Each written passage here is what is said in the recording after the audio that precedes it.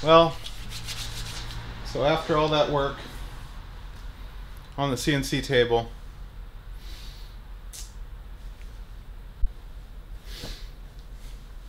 yep, it's gone.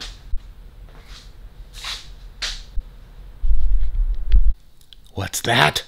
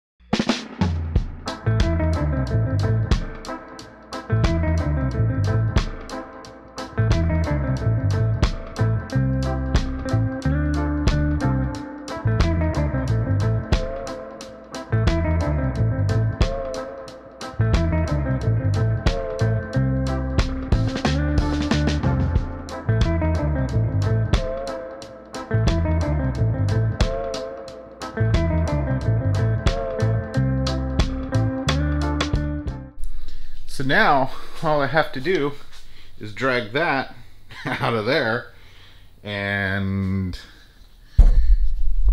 start using it.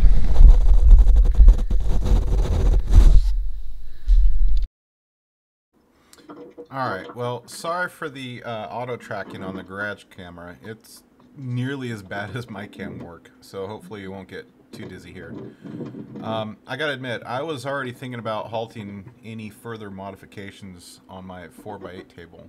Mainly because, quite frankly, it wasn't that great of a table. Secondly, adding an ATC with the limited travel on the Y was probably going to create problems for me later on. The real deciding factor was the gear lash issues on the Y rails. Yeah, it can be adjusted out, and yeah, I caused it by taking it all apart. But it's really not a very good design, and I wanted something just a little bit better. I looked at this machine a couple weeks ago. I found it for sale in my local Facebook market. After looking at it, I investigated a new Phantom or importing a new machine from China, and I looked at a bunch of the different products already here in the States. Many of these machines, well, they're made in the same place. They just have different sheet metal, different colors, different labels. So I decided to make an offer on this machine. After a little bit of negotiations, we both came to a number we could live with, and I went and picked it up and brought it home. So now I did purchase this with no intentions of using the included Mach 3 controller or spindle. I am taking the ATC off my old project and putting it on this. That might be in this video, it might be in the next.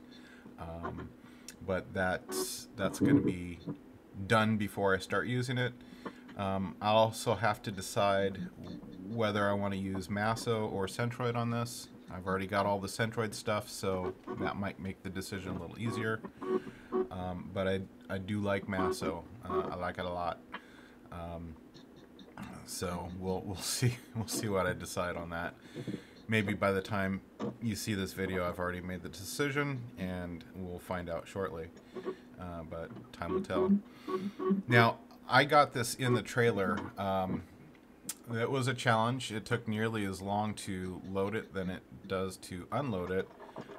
Basically, we wheeled it out of the guy's garage, and he's got gravel in front of the garage, so we had to lay a bunch of plywood down, wheel it out onto the gravel, spin it around, back my trailer up, load it up onto the ramp. So I've had to install a winch in the back of my trailer just to haul this thing in. It weighs north of 5,000 pounds. It's not light. This thing is built like a tank.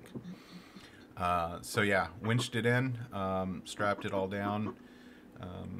Thankfully, the guy I bought it from helped me out a lot on the loading.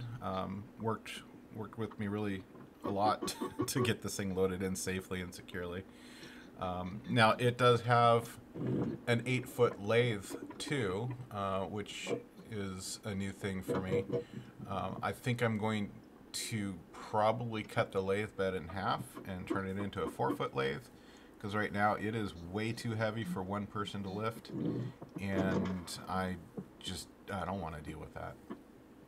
So yeah, let me finish getting this thing out of the trailer, inch by inch, letting it out just slowly. Try not to kill myself or destroy the machine or destroy my trailer. But yeah, it's quite the process.